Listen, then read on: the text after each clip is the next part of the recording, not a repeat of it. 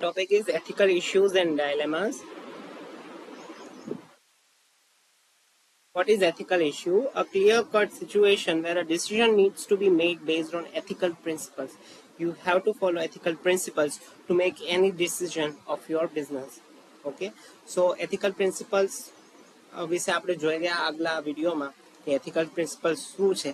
And now you have a clear-cut situation where a decision needs to be made on a ethical principle.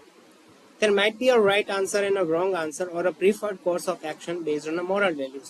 Moral values are person to person changes. તમારી પણ moral value કંઈક બીજી હોઈ શકે, મારી પણ moral value કંઈક બીજી હોઈ શકે, and even business ની પણ moral value જુદી હોઈ શકે. So there might be a right answer and a wrong answer or a preferred course of action based on moral value. Less complex than a dilemma, but a more straightforward situation. Ethical issues જે છે એ complex નથી જેટલા ethical dilemmas complex છે. Ethical issues are less complex than ethical dilemma. Example, a company needs to decide between using recycled materials which are more expensive or cheaper non-recycled materials. હવે company જે છે એના પાસે બે options છે. First is કે એ રિસાયકલ્ડ material use કરે which are more expensive, કારણ કે કોઈ પણ વસ્તુને રિસાયકલ કરો તો તમારે ઘણી બધી મશીનરીઝ જોઈએ અને ઘણી બધી એનર્જી જોઈએ.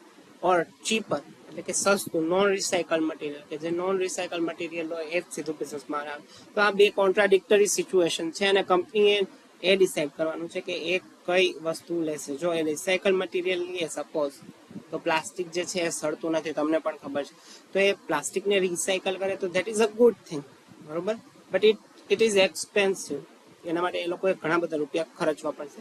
અને બીજું છે નોન રિસાયકલ મટીરિયલ, એટલે કે સીધું બહારથી જ લઈ આવે અને વળી પાછું નવું બનાવી નાખે, બરોબર, તો એ પણ વેસ્ટ જ થવાનું છે.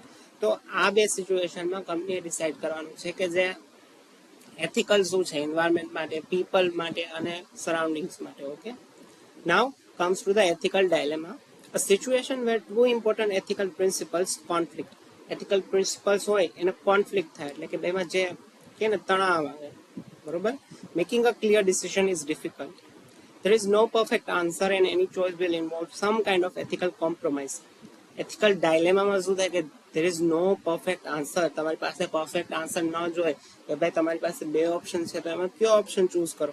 એની choice will involve some kind of ethical compromise. તમારે ક્યાંક તમારું ethical compromise કરવું જ પડે. એવું ન હોય કે તમે stick to the ethical principles કે ના આ ethical principles છે તો આપણે એને ફોલો જ કરીએ. No, there are some points where you have to choose an option that is less ethical. Okay, requires careful consideration of all options and their potential consequences. Example, an engineer discovers a safety flaw in a product that could harm users, but revealing it could cost the company jobs. હવે એક એન્જિનિયરે discover કર્યું કે જે safety flow છે પ્રોડક્ટનો, બરોબર, એ કન્ઝ્યુમરને harm કરી શકે છે, પણ જો આ રિવીલ કરે તો એની કંપનીને પણ બહુ મોટું નુકસાન આવી શકે છે અને એની જોબ પણ જઈ શકે છે. તો આમાં જો બે છે, એને કંપનીને પણ એથિકલ રહેવાનું છે અને કન્ઝ્યુમર પ્રત્યે પણ એથિકલ રહેવાનું છે. તો he has to compromise one thing. એને એક વસ્તુનો કોમ્પ્રોમાઇઝ કરવો પડશે. કાં તો એ ચૂપચાપ બોલે ને એને પ્રોડક્શન થવા દે, અથવા તો બોલી જશે તો પ્રોડક્શન અટકશે ને એની પણ જોબ જશે. So this is ethical dilemma and this is ethical issues.